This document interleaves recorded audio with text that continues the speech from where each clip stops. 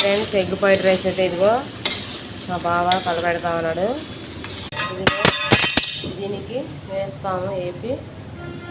ఇంకా ఉంది రైస్ అయితే కూడా ఏపి వేయాలి దీంట్లో.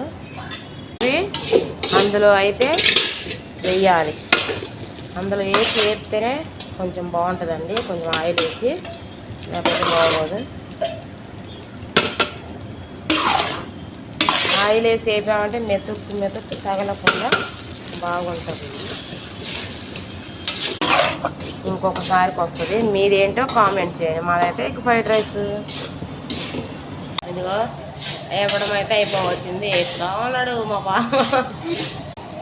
ఇదంతా అయితే మిక్సింగ్ చేయాలి. ఇంకంతా కలిపేసి ఇంకా కొద్దిగా ఉంది ఇది కూడా వేసి మొత్తం మిక్సింగ్ చేసేది. ఉప్పు అవి చూసుకొని ఇదిగో అయిపోయింది ఇంకంతా.